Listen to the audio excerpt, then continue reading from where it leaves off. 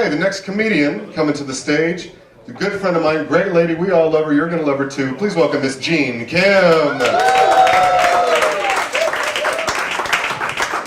Let's keep it going for Judd, our host. Woo! Hello everyone, good to see all of you. So my name is Jeannie. As you can clearly tell by my appearance, I'm from Brooklyn. Actually, I'm from Ohio. I just sound like this because I'm dating a Guido from Bensonhurst. When I first met my boyfriend's mom, she asked me if I could do her nails.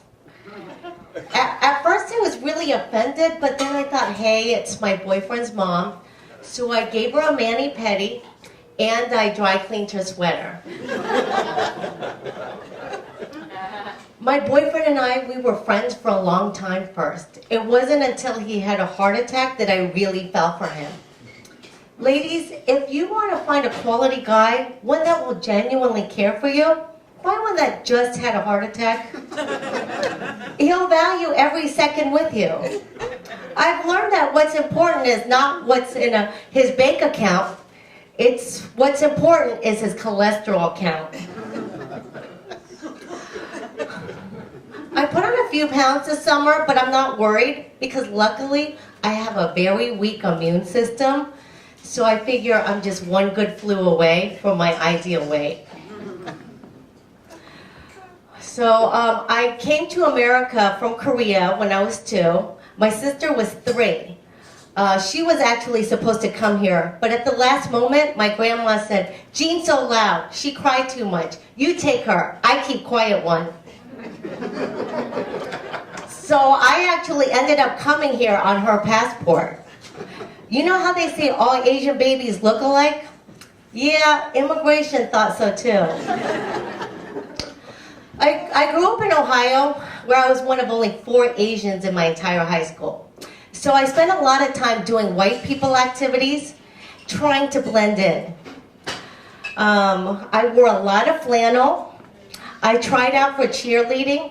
I even listened to Aerosmith. I auditioned for the drama club every year, but I didn't get one part until they put on a production of Miss Saigon. Then I got several parts. It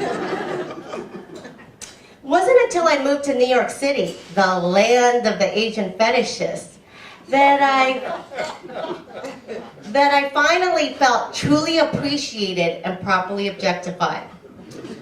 One of the first things I did was I joined Match.com and I got an email back from a guy who said, "I love eating Asian." I didn't totally know what he meant by this. So I asked my friend and she said, "Jean, don't you think that's kind of creepy?" But I thought it was kind of hopeful. So when I first moved to New York City, I found myself in an apartment with no air conditioning. It was the middle of July, it was hot, it was muggy. So I knew I had to get my own AC or I had to find a guy who had one. Given that I was kind of low on cash, I decided to go on the hunt for the man with the most BTUs. This was the first time in my life I was judging a man by the size of his AC unit. And could honestly admit to him that size did matter. So I went to the bar, and lo and behold, I came across a guy who had 11,000 BTUs. I know, my nipples hardened. Then and there I knew I was going home with this man. So when I moved here, I was temping, I didn't have a steady job, so my mom was worried that I couldn't pay my bills.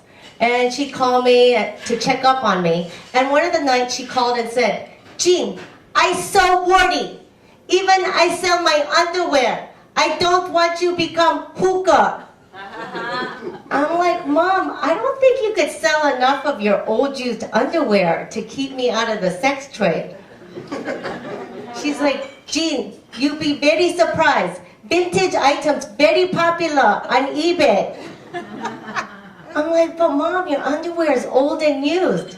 "No, Jean, they are pre-owned." So now my mom lives in Staten Island.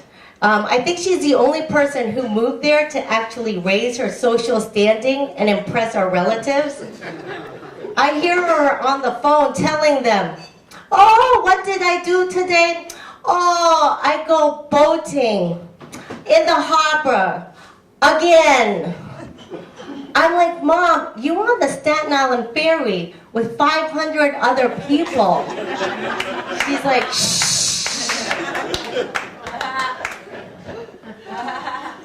So it's kind of strange being Korean here in America. I mean, people don't really think about Korea, and when they do, the only thing that seems to come to mind these days is that crazy dictator with a bad haircut, Donald Trump. You were expecting Kim Jong-un. I actually have an uncle that looks like Kim Jong-un. But is that really all that special? I think all Korean families have an uncle that looks like Kim Jong-un. But there's so much more to us Koreans. Like, we're quiet neighbors. We make cell phones that explode. We're quiet neighbors. So one of the other things I didn't like about being one of the few Asians in my high school was one time in biology class, this guy comes and sits next to me, and he's like, "I got a C on my test, and it's all your fault." And I'm like, "What? What are you talking about?" He's like, "I got a C on my test. I copied off of you." What kind of Asian are you? I'm like, "Look, dude, I'm Korean. Copy of the Chinese girl next time." Thank you, everyone.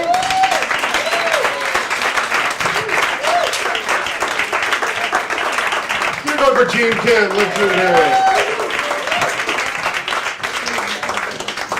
The best part about Jean's jokes about her mother and her sister is that they're sitting right there. Round of applause for Jean's mom and sister.